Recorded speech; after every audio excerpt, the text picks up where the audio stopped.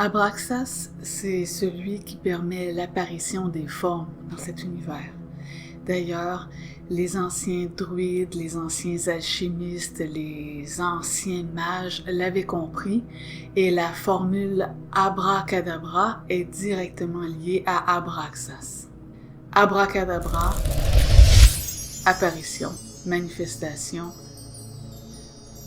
Bien sûr, aujourd'hui, ce n'est qu'un vestige que l'on a avec cette formule qui est infantilisée, abracadabra, mais ça vient de quelque chose de réel. Et le mot magique comme tel, abracadabra, vient d'une racine égyptienne qui veut dire « ne me fais pas de mal ». Et pourquoi?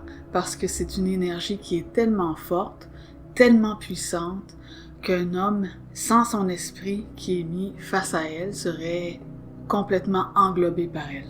Et les anciens Égyptiens écrivaient le mot abracadabra sur un rouleau de parchemin qu'ils portaient sur eux et qui voulait dire « ne me fais pas de mal ». Et je peux comprendre parce que tout comme un homme en début de fusion dit à son ajusteur d'y aller doucement avec lui parce que quelquefois, le réveil peut être brutal. Et sur ça, l'ajusteur vous répondra que le dormeur doit se réveiller. Pourquoi c'est important pour vous de connaître l'existence de l'entité Abraxas, c'est que sans lui, aucune manifestation ne peut être possible. Léon Sophia, le demi-urge et toutes les entités qui sont dans l'univers bénéficient du rayon créateur d'Abraxas, car cet univers est son idée à la base. Et ensuite, les éons se sont joints à lui pour pouvoir venir expérimenter dans cet univers bien particulier, avec des lois bien particulières, et apprendre des choses que les êtres systémiques ne peuvent pas apprendre à moins de fusionner avec un mortel. Alors, avant de pouvoir créer, il faut d'abord se recréer. C'est très important ce que je vous dis. Il faut se recréer et redevenir intégral. Cette grande correction sophianique consiste à bypasser la fabrication archontique et l'homme redevient intégral, tel qu'il est censé être.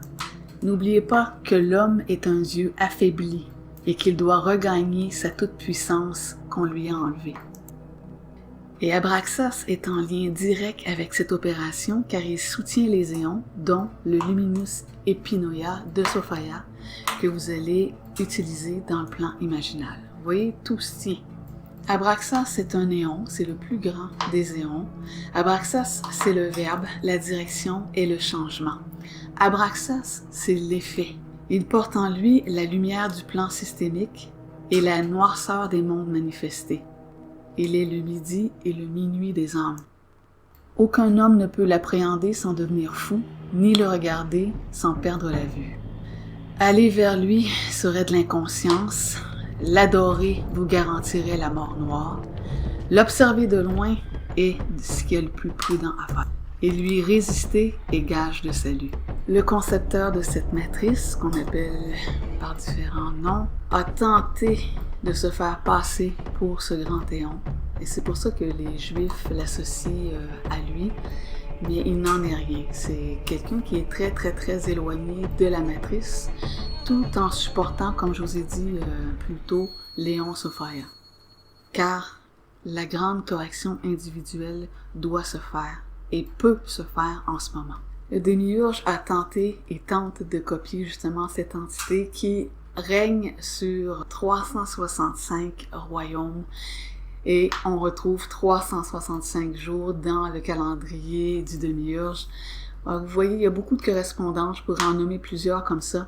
On voit tellement la façon dont il copie et tente d'intégrer dans sa matrice des notions qui sont universelles et qui sont malheureusement déformées et inversées pour mieux s'incorporer à son scénario parce que la matrice, c'est le rêve du démiurge.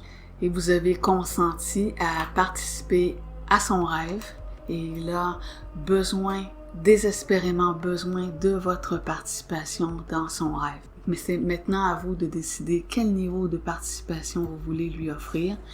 Ou vous pouvez totalement vous désengager de ce rêve-là totalement vous désinvestir, étudier votre programmation, perfectionner votre étude et sortir enfin de ce mauvais rêve qui est votre incarnation et votre réincarnation à perpétuité dans ce plan qui est un plan de soumission, d'extraction émotionnelle qui bénéficie aux entités archontiques au détriment de l'homme. Ce temps est révolu et tout l'enseignement de la supraconscience vise à redonner à l'homme ce pouvoir créatif, cette puissance de l'esprit pour qu'il prenne en main les rênes de son existence et accède à la vie.